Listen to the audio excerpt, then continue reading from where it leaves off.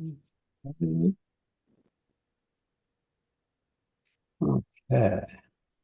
All right. Well, good afternoon, everybody. This is Patrick from the Poison Pen Bookstore.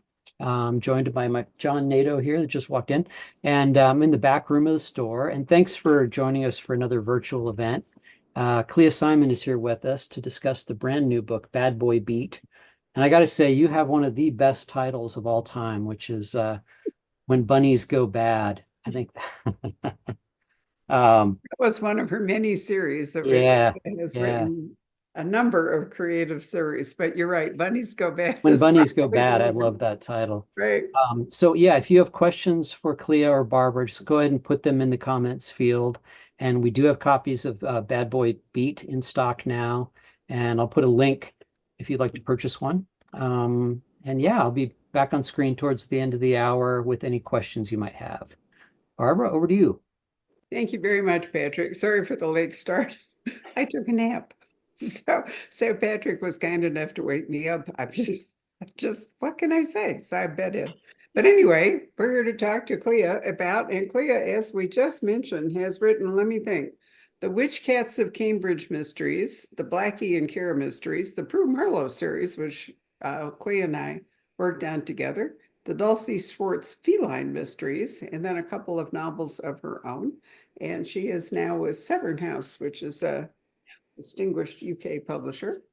And I'm guessing, is this the start of the M. Kelton series or a second one?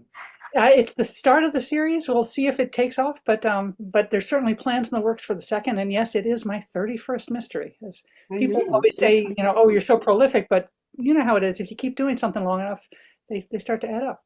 But yes, Well, this this is M. Kelton's launch. I'm trying to find, don't I remember that you, no, it must not have been you. I thought that we did a book together called Muse for Murder. Am I crazy? Yes, we did. That was my very first mystery. That came out in Oh, 2005. okay. Well, I thought so because I've always remembered the little black cat on the cover and I thought it was so cute, but I don't see it listed here. What am Oh, I? well, it should be listed there.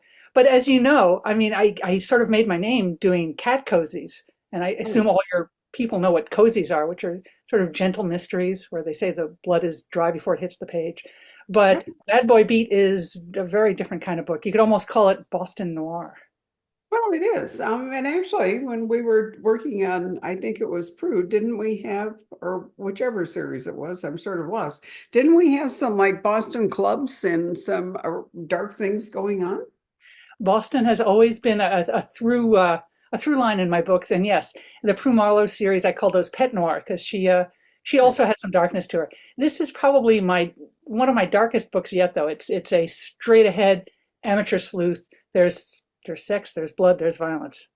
Wow, It's great imagine fun. that. Well, the British are tough, so no doubt they're prepared for that. So you do have a history with journalism in Boston, and M. Kelton is we have an author here, a lovely author named Christina Estes, who's written her first mystery called Off the Air. And in it, sorry, I'm trying to get my hair to stand up. In it, she talks about modern journalism and how it is really more about making it first onto a website and social media rather than in print, and the pressure of getting the story first and creating clicks and all the rest of it.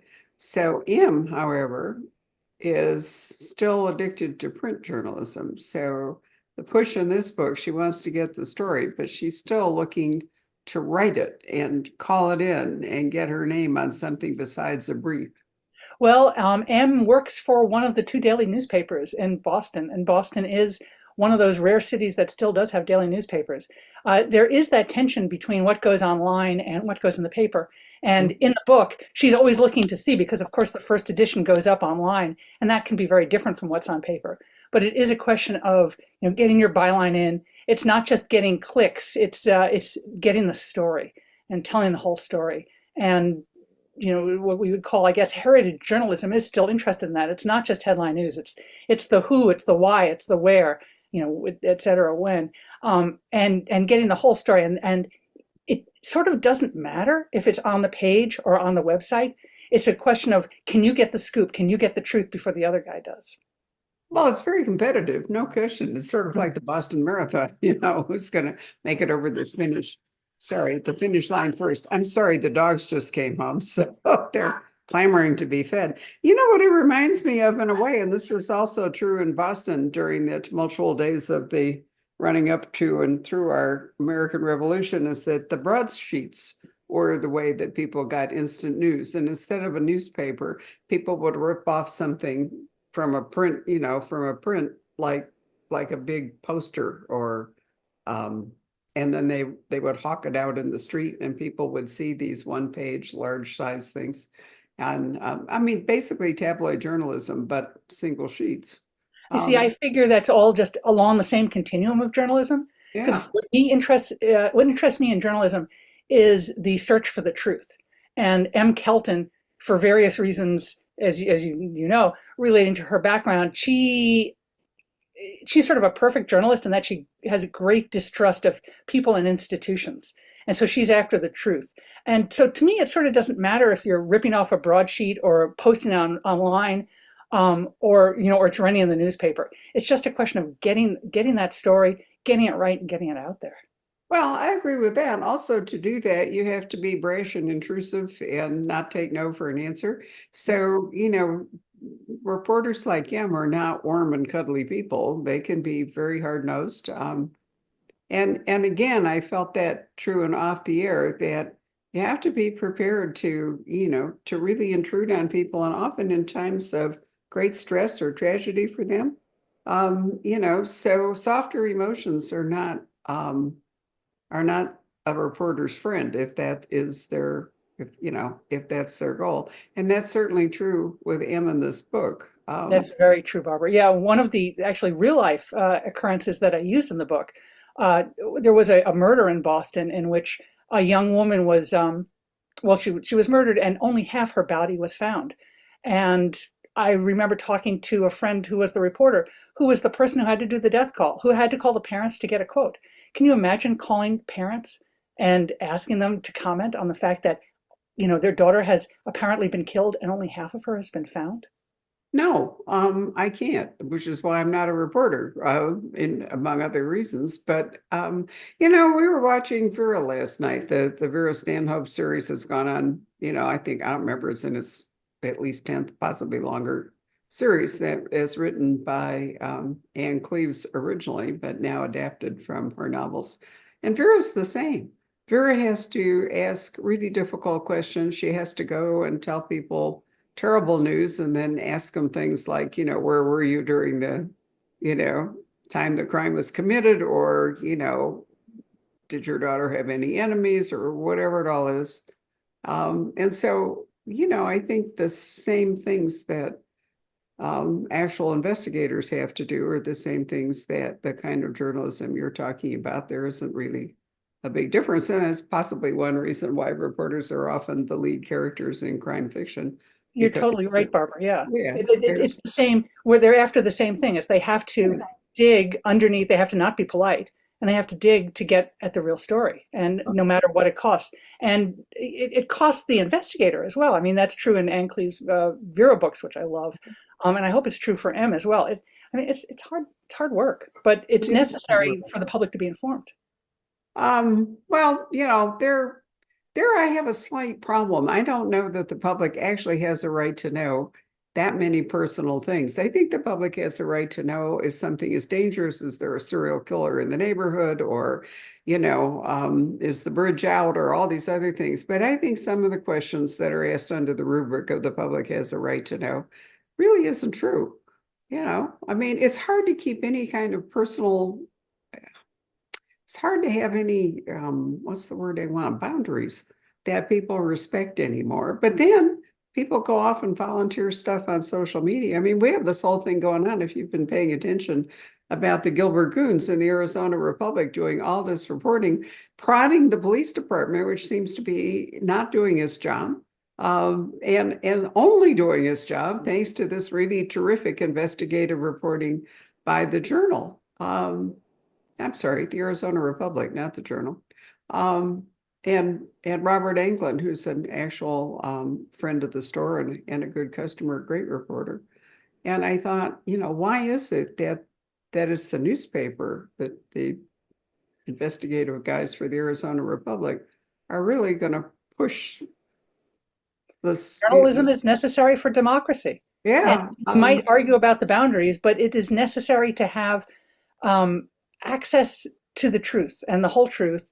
And you can argue about where those boundaries are and how much of truth is relevant.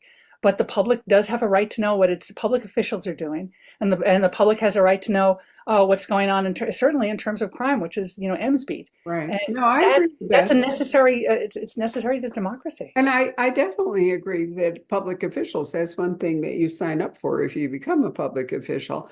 I'm not sure that, the grieving parents, that the public has a right to know what the grieving parents have to say. That's my point. Sometimes that plays into the story. Well, And that's okay. the hard part. All right, so you're going for the story trumps all, and I'm not sure I go there, but doesn't really matter. So M, in order to function, has to have colleagues that she can work with, but she also has to be able to work with actual law enforcement. So you have a number of cops in this novel. And one of the questions is there some kind of connection between a series of crimes that somehow or other the police are overlooking? That's the question. That's Just like the Gilbert hangs Goons. over M the whole book. Are. I mean, she's new at the paper and she wants to make her name. She's very ambitious. And she's at one point, she's just outright warned by her editor. It's like, you're not the story. Your job is to find the story. Don't start creating a story. I mean, M is not supposed to be a fiction writer. And yeah, is she making connections that nobody else has seen, or is she creating fictions? That's right. Well, I think that's an excellent point. She is not the story. And I think that might be a difficult lens sometimes for a reporter to distinguish, between it's other people's stories, to distinguish. I have a puppy scratching at the door. A puppy does not, which is why I was taking the nap before the puppies came home, because otherwise there I am doomed. Anyway, yeah, journalism ethics, I think, are, and you're right, they probably have not really ever evolved. They've probably always been like this. Well, they are always being questioned. I mean, I'm lucky. I live in Somerville, Massachusetts, and we have the Neiman Foundation, where they're constantly debating, what journalism ethics are. But in this case, in the case of Bad Boy Beat, we have M. Kelton, who is energetic, ambitious, and I think it's fair to say she has a little bit of a chip on her shoulder as well. So Well, maybe she has a little bit more self-confidence than she's earned. It's definitely fair to say she has a chip on her shoulder. And she's also forging relationships, because as you say, for one thing, is the start of a series. So, things are not all that well established. And, Clea, as you well know, because you started several series, you're stuck, in future books with whatever you put into this book. It reminds me of my friend Laurie King, who once said that starting a series is like packing a trunk. You put stuff into it and you don't know whether you will be taking it out again, but you can't go back and redo the original packing. You're stuck with it. You can kill people off.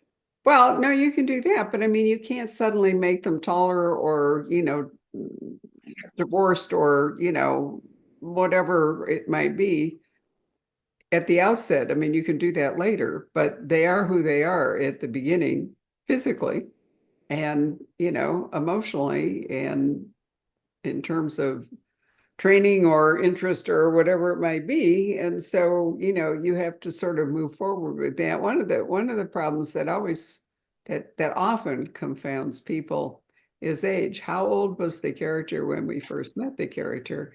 And if you're writing contemporary crime fiction, are you going to age them in real time? This is something you can avoid in historical crime fiction because, it's all the past anyway. And there are a lot of great historical series where, the action starts practically on the morning after the solution to the previous crime. But in contemporary crime fiction, there's some pressure, I think, not to do that because the time will go faster than you're able to write a book. A book's a long process. Takes roughly a year for a lot of Year. people. You're fast, so Depends maybe. on the book. Yeah. Yeah, it does depend on the book. It In depends on all, the yeah. story. In all fairness, talking about series, I did not originally see Bad Boy Beat as a series book.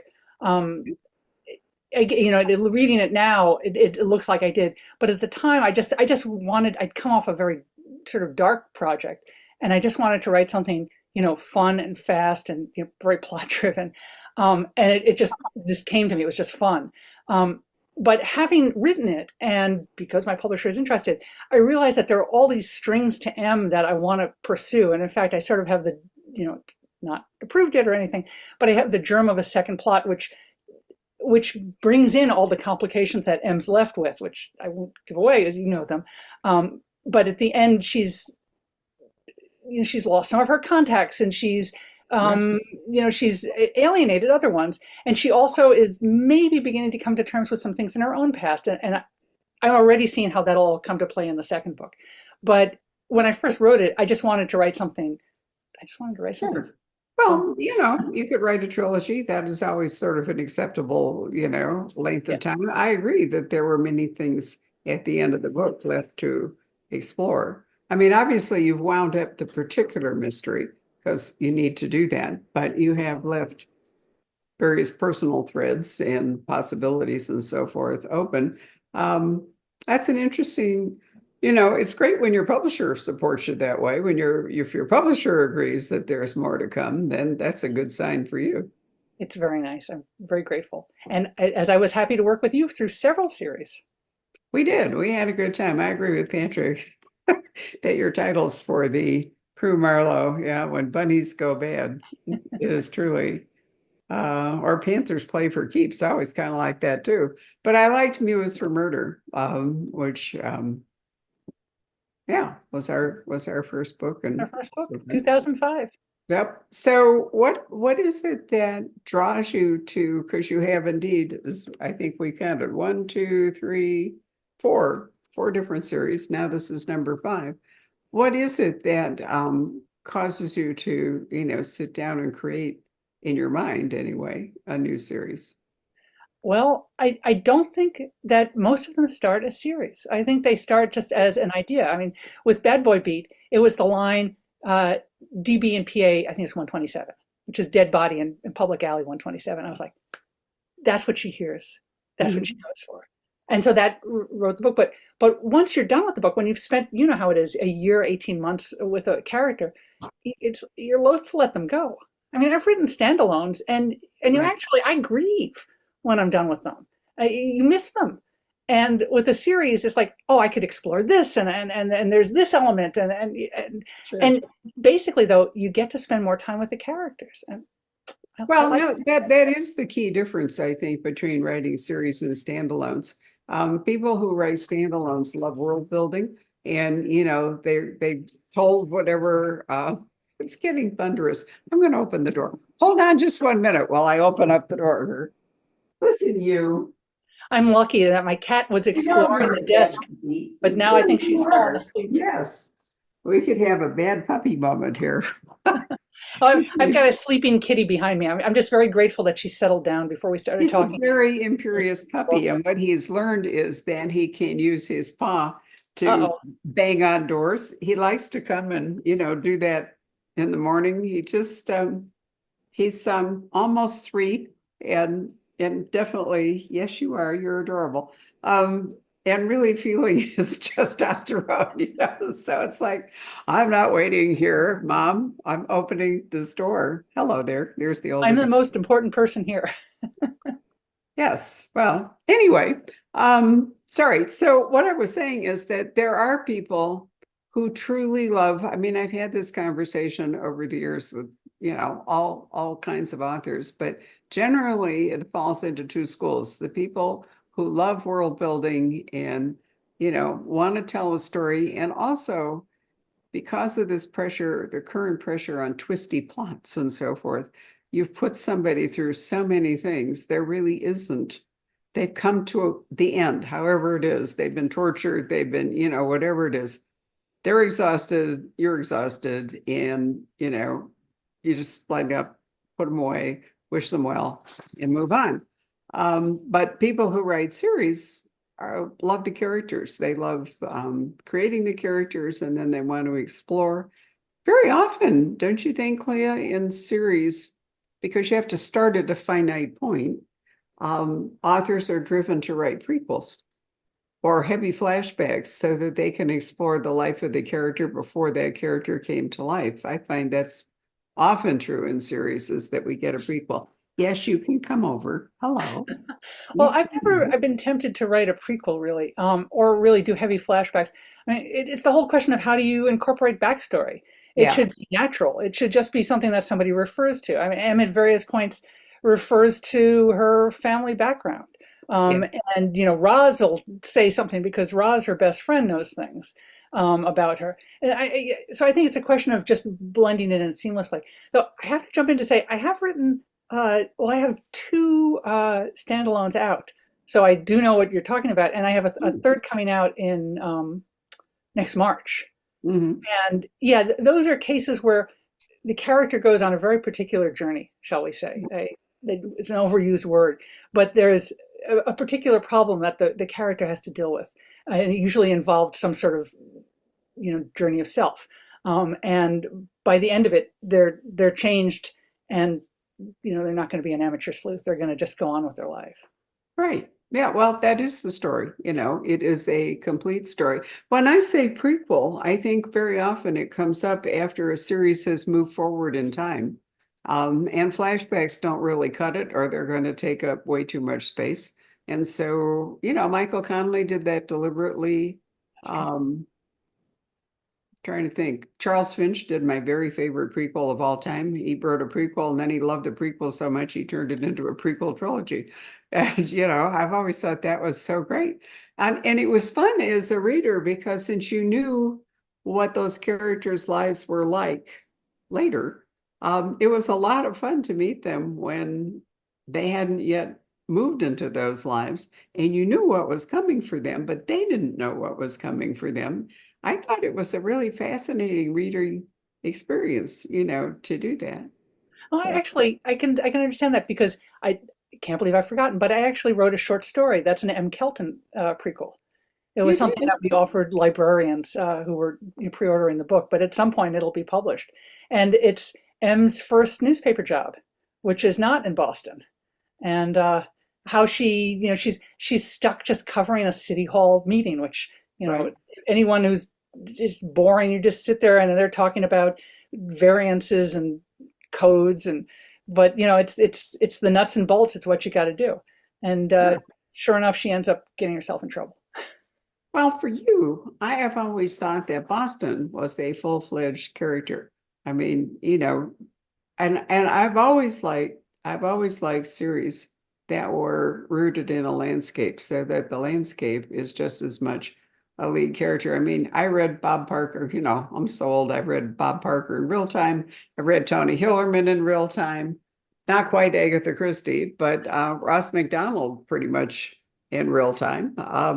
And in the call, the hook when I started really was exploring whether it was Bob's Boston or the Navajo Nation with Tony, or, Lisa Sees China, or whatever.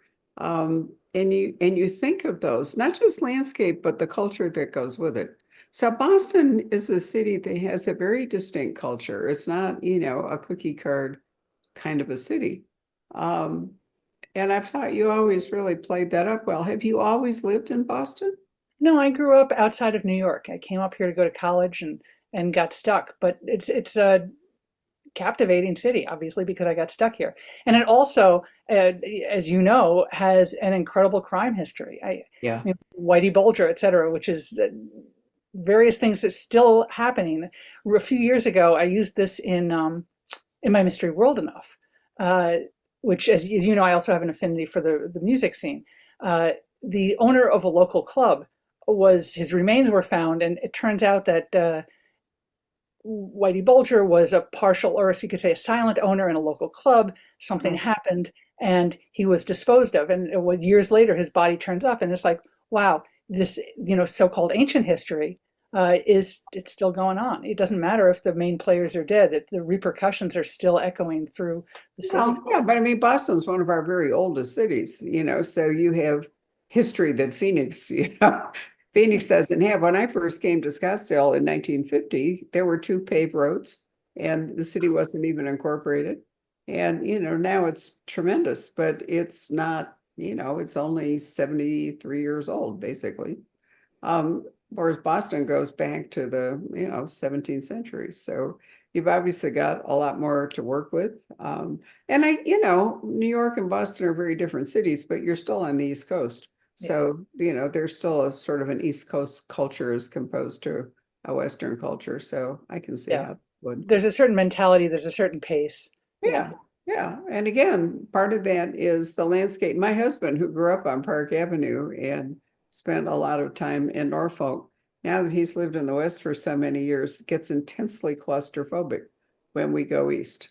He doesn't like the tree canopies. He doesn't like the gray skies. He doesn't like the fact that the buildings are, so tall and close together.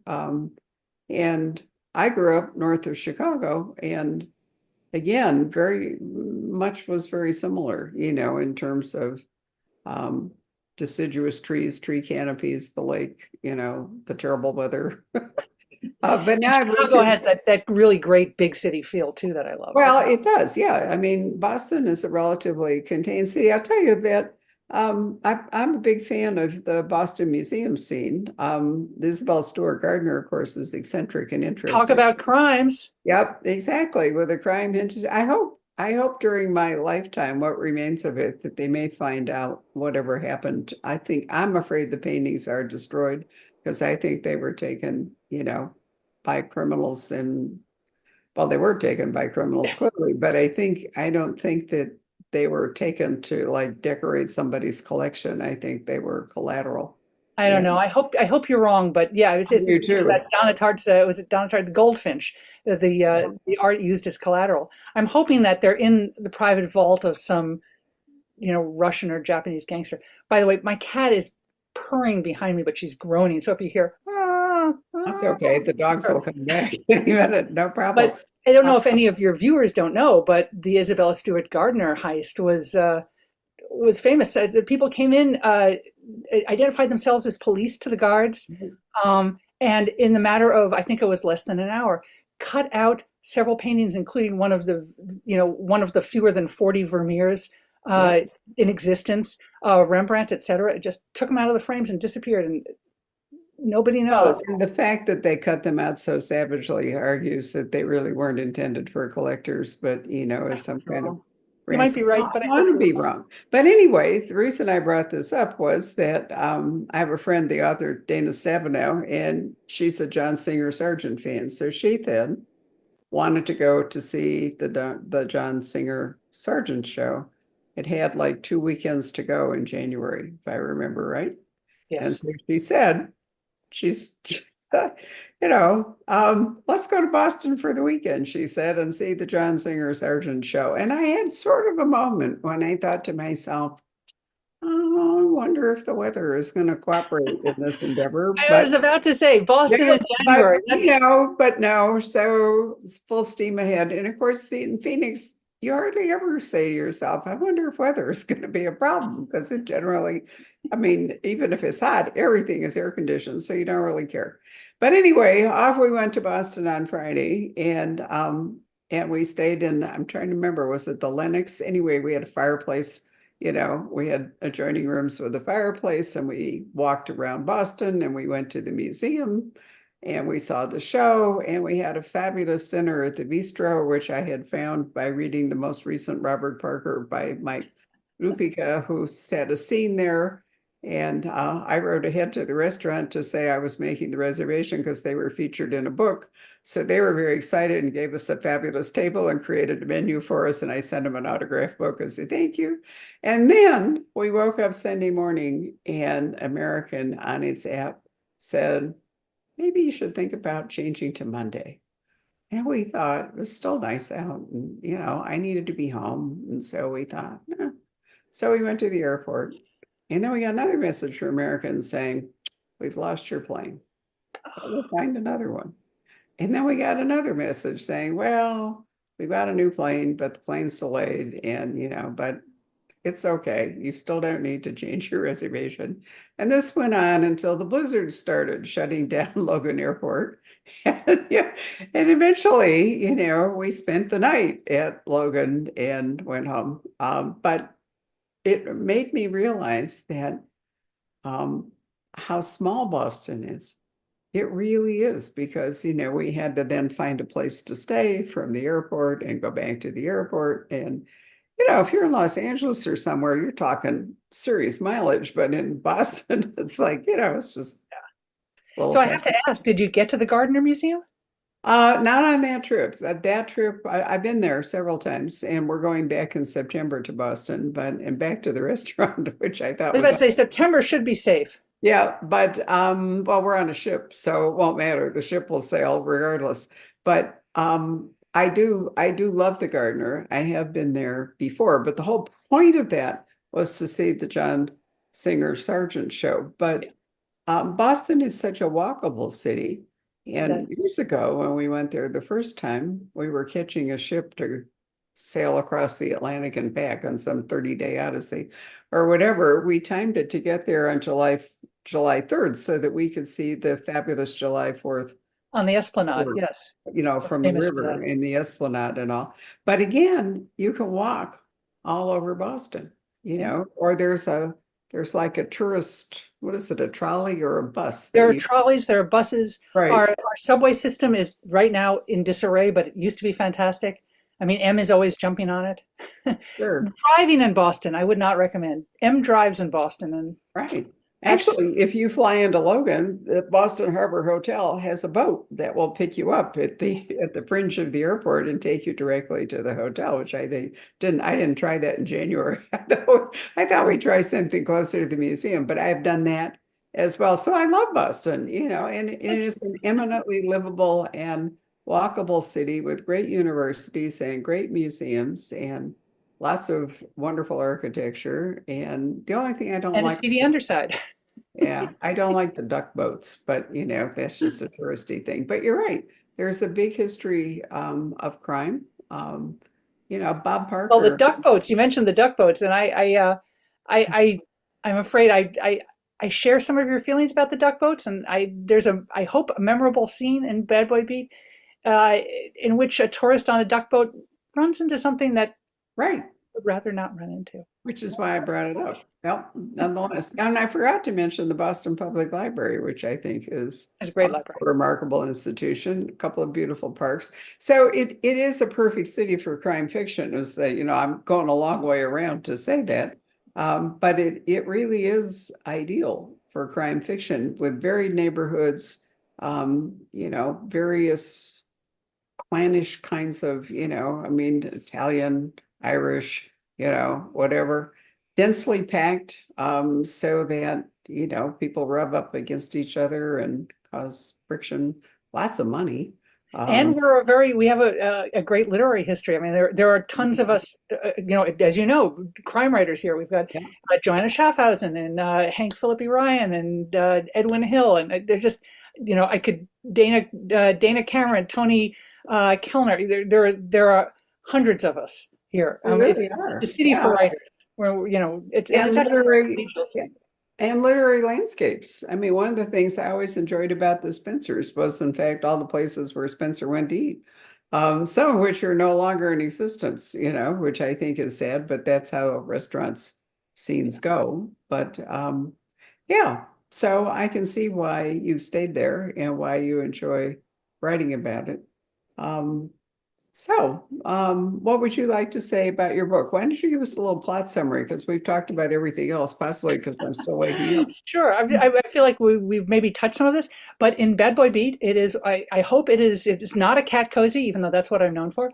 I hope it is a fast, fun, and plot-driven amateur sleuth mystery, and it features M. Kelton, who's new to town. She's on probation. She's just gotten a job at one of Boston's 2 daily newspapers, and she's on the police beat. And she befriends another reporter who's been there longer, Roz, who's a very different type of personality than she is. Roz is sort of hoping that she'll, move up. She's like, giving her hints like how she can get off the beat.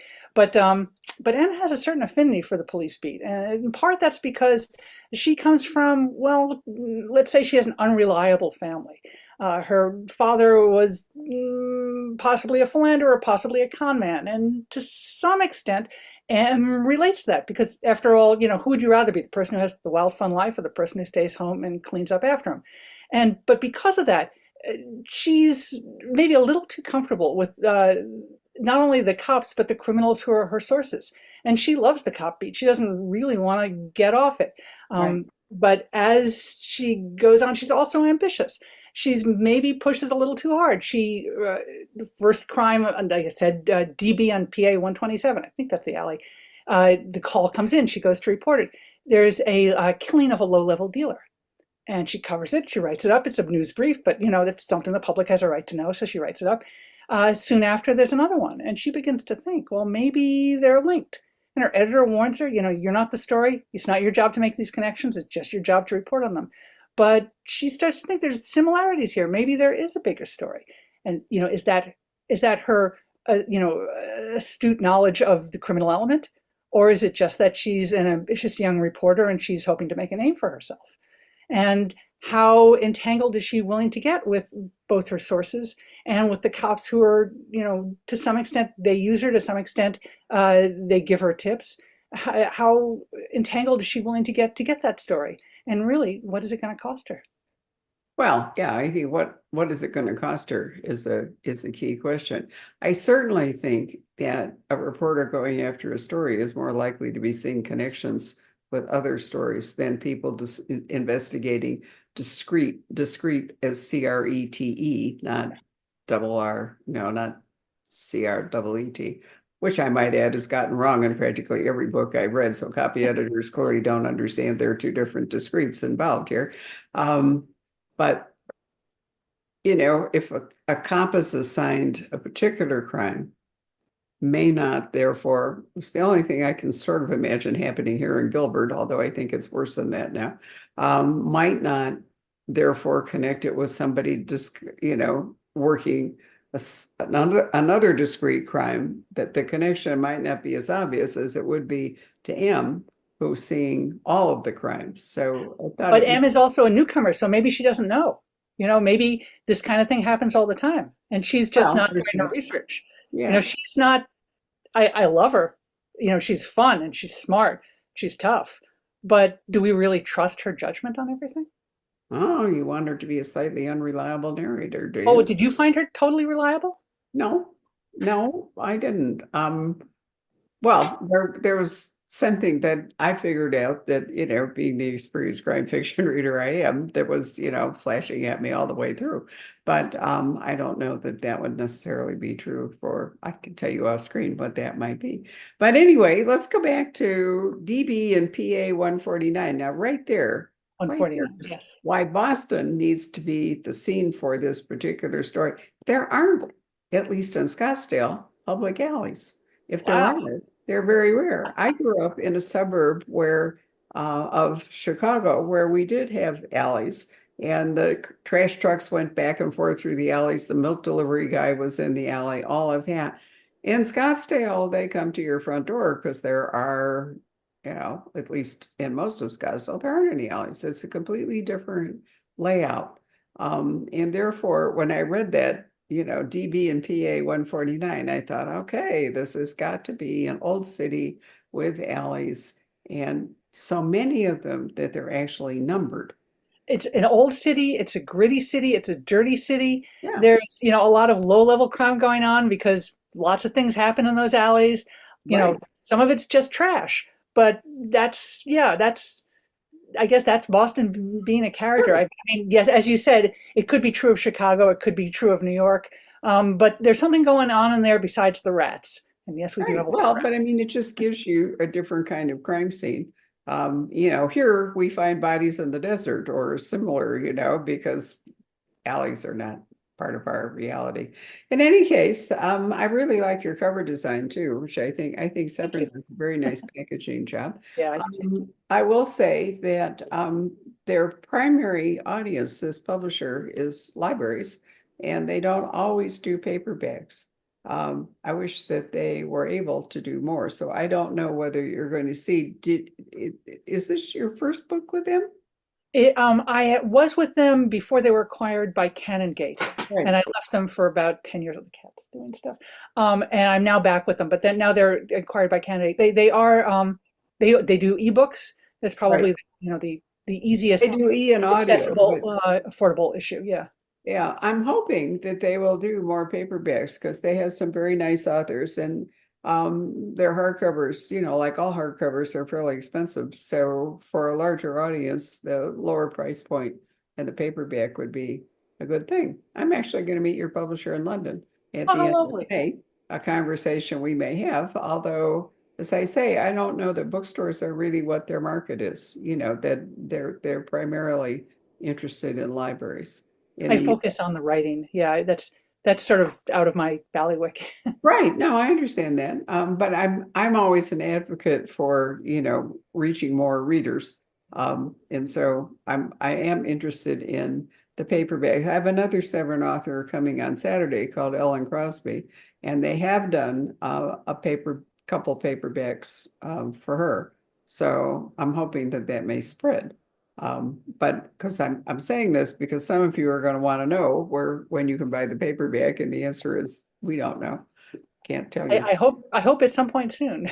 Well, I think it'd be Yeah. great. Patrick, come and join us and see if we have any questions from the audience. Hey, Patrick. Let's see. Well, the number one is please show us your cat. Hang on 1 second. Right. I let the puppy go. He's gone off now that he's beaten down the door. Here she is, Oh, there she is. Beautiful. sleeping on the chair behind me. Oh, Hi. what a beautiful tortie. Oh, look at She's you. all sleepy now. There we go. Oh, look at those eyes. Are those Oh, it's green a- eyes or blue? I can't really tell. Green. There we go. Ooh, Oh, look, man. yes. Ooh. You can see why Mew is for Murder with the black cat on the cover is the book of Clea Simon most easily Yes. pictured to this very day. Oh, she's waking up. I'm going to put her down. It's very photogenic too. Yes. As you know, before I turn the video on, she's my screensaver. You see her. Yeah, right. Um, well, let's see. One of the questions that's come in is, do you prefer writing series as opposed to standalones, or do you have a preference? I seem to write more series than I write standalones, but it really, I don't mean to be, to avoid the question, it really depends on the book. Some things just come to you and you want to write them. Oops, now this bee is awake and knocking things off my desk. As I said earlier, Bad Boy Beat started as a standalone. I did not envision it originally as a series, but once I finished it, I was like, oh my God, I could do so much with this, and then she could go here. So now I'm talking with Severn about making it a series. But books like Hold Me Down and World Enough, they were more discreet, to use Barbara's word, ideas. They were very specific individual stories I wanted to tell. But it really depends. I'm sorry, I'm not really answering the question.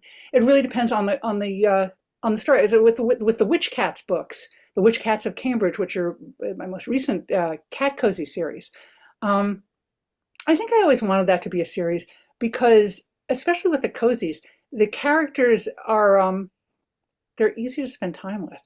They're gentle and I love them. And I won't say those books are easier to write because it's like they say about Fred Astaire and Ginger Rogers.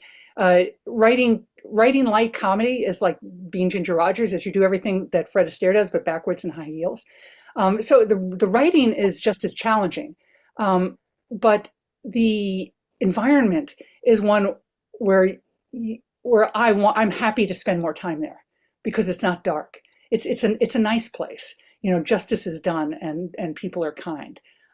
So my cozies, I always do want to make series. The darker books, it's a different issue. But Bad Boy Beat, I'm hoping becomes a series just because writing M, I found out so much about her, and there are so many things for her to follow up with. Does that answer? Absolutely. No, and Yeah. I think I would add that cozy readers do like series. I mean, they like to, invest in the characters and in the location. Very often, it's a particular kind of a job, it's the chocolate shop or the bookstore or the pet groomer or whatever. So part of it has to do with a physical landscape, but part of it is a professional one, or a tea. Lord, Patrick, how many entries are there in that Charleston Tea Shop mystery series? I mean, there must be 20 some books by now.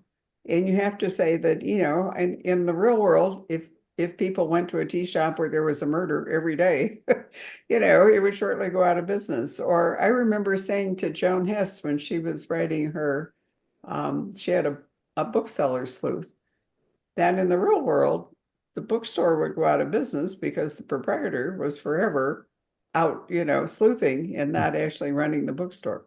So there's a big disconnect much of the time between people having a cute business and actually sleuthing. Well, cozies do have that aspirational aspect of Sure. when you write a cozy, you're creating a world that people want to spend time in. So Mhm. Beck in my Witch Cats of Cambridge series, she works in a magic shop. I mean, Right. and but she wants to see herself as a witch detective, using her extrasensory powers to help solve crimes. Of course, the problem with the Witch Cats of Cambridge series is that Becca styles herself the witch detective, but it's really her three cats who have the magical powers. And who loves cats? Who doesn't think that their cats have magical powers? And who wouldn't want to solve crimes using their own magic if they really had it? And also on the flip side, in Becca's case, because Becca doesn't in fact have any magic, but her cats do, her cats have to look out for her. And that's fun. And we all like to think that our pets look out for us.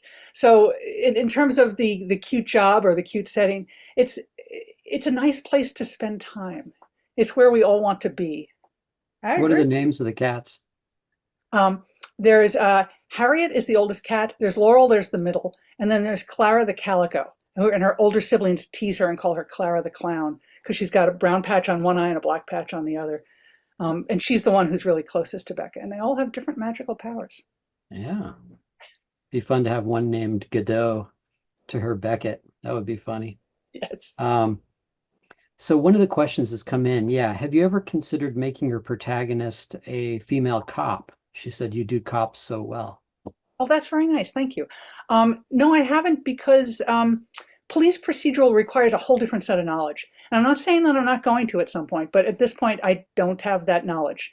I know enough about police investigations uh, to have an outsider being investigated or an outsider tagging along. But I'm not really involved with the politics and the regulations and that kind. I'm not Ann Cleves. No, but let me add too that police procedurals mean that the investigator has to actually hew to the procedure, and an amateur sleuth is not constrained by the rules that govern policing. And so they can do things like M in this book. M can do things that maybe the cops can't do. So it's really Or kind of shouldn't do. so, there is more flexibility in a private investigator or an amateur sleuth of some sort.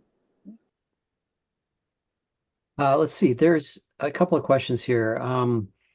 What advice would you give to a writer who's trying to write a detective story for the first time? And kind of as a related to that, what is more difficult to write, the beginning, the middle, or the end? Um, to anyone who is trying to write for the first time, read. That seems really obvious, but I think a lot of people don't read, and you have to know, you have to know what you're trying to create. Um, I think in a way I was lucky in that I was such a bookworm, and I've always been such a bookworm, that when I started to write what became U is for Murder with you, I had already digested and absorbed and the beats, the rhythm, how a mystery is framed.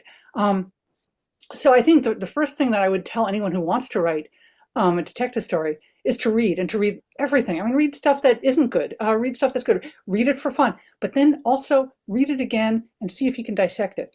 At what point, do things happen? Where are various beats? Where is the crime involved? where are the clues hidden? What is revealed, and perhaps more important, what isn't revealed? Because I think for a lot of first-time writers, you just sort of want to reveal everything at once. It's like, no, no, no. Things should be revealed over time. And if you read the masters, if you read, good books, you'll say, oh, this is how they did it. I mean, I remember reading just in terms of trying to teach myself pacing. I read Dan Brown's books, and Dan Brown is many things. I do not think he's a great writer, but he ended every chapter just about with, and then she saw the gun. I was like, wow, that makes you want to read the next chapter. So that was something I learned. So read as a fan, read everything, and then read as an analyst. Pick it apart, figure out how they do it, and then write. And when I say write, don't just assume your first draft is the best thing. Write, put it aside, read it again in a month, have someone else read it. Be ruthless. I mean, they say kill your darlings. Just read everything, assuming that nothing is sacred, that anything that's bad, you're just going to cross out and do over. And that's how you get a book. Are you an outliner? No. No. I do have, there'll be points or beats that I want. There'll be something like, oh, I so want this to happen, and I'll write it down, even though it'll come later in the book. And half the time it doesn't end up in the book. Oh, but you asked about, or that same person asked about middles, beginnings, or ends. I think middles are the hardest because, you've started the book and, and you've got this great burst of energy. It's like, oh, this is gonna be so much fun. DB and PA 149. And at some point you probably have an idea of the ending, but the middle is where you can get a little lost. But that's where, if you're not an outliner and not an outliner, you just write it, and you just assume that when you're revising, and yes, you will have to revise and you will have to rewrite, and you'll have to tear it apart, seam by seam, sew it back together again. That's when you'll get it right. So just write it and, get through it, and then go back and see how it works or it doesn't work. And by the way, I do not always know the ending. I have been surprised by the endings, and I hope that means that the readers are too. I remember GM Ford, sadly departed, referred to it as the beginning, the muddle, and the end. Yeah. There's a lot to be said for that. Yeah. Have you written plays or done any movie scripts? No, I have not. I've done fiction and nonfiction. I seem to be a prose person. Let's see here. What else do we have here? Is there a dog in this book? You may have already answered that. No, there isn't. There is a cat in this book. The cat does not speak. It's a cameo, but it's sort of my doff of the cap to my cat readers. No animal was hurt in the book. I will say that. That's important to always add. I will kill many people, but I will not ever kill an animal, even in my harder-edged books. That's about it for questions so far. I thought that summed up the whole thing very well. Thank you, Clea. That was very nice. I think Thank very you so much. for people who are interested in writing, but also, readers have a tough choice there between what Clea was saying, in the sense that if you pick it apart, that's really, if you're reading, picking it apart is not really going to necessarily elevate the experience of just getting lost in a book. So, just dive in and enjoy the ride and, move on to your next book. But if you are interested in becoming a writer or interested in seeing how books are put together, Clea's advice is really great. Read a lot and try to figure out how the author did it. And everybody's different. Every single creative person has a different process. Yeah. The only thing I will say is that in my experience, most writers, however they worked it out the first time, stick with it. And I'm not sure how much of that's superstition and how much of that just reflects that's how their brain works. I don't know, Patrick, do you know many writers you think have significantly changed their process over the course of your reading of their books? If you need to know what the process is, which you wouldn't necessarily know, but that's a really good question. yeah, I think maybe due to life circumstances, that they didn't have kids when they started, and then they have kids and they have to make adjustments in that way. I remember Diana Gabaldon had that really kind of eccentric schedule. Yeah, but that's scheduling, but that is not Yeah, her creative process is process. exactly the same.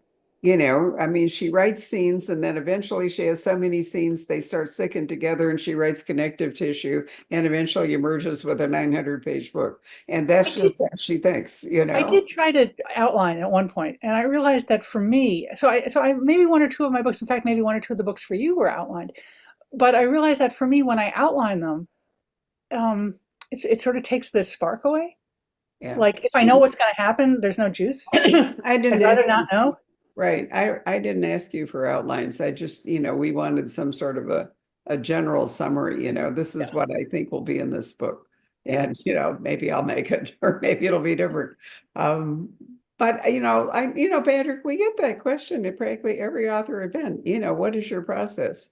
And I think it's a question we might add, you know, has your process actually changed over the course of your writing? Not your schedule, which is a completely different thing, but your actual creative process. It's a good question. Yeah, we might do that. All right, I hear animals barking, so it's definitely time to stop. Thank you, Clea. It was lovely to Thank see you so you much. This has again. been wonderful. Thank you, Severn House, for putting out this Thank you. wonderful book. Yeah. Good night, Where's Lizzie? everybody. Oh, See she's you gone. I'm soon. sorry. Okay. Thank you so much. This has been wonderful. It's a pleasure. I apologize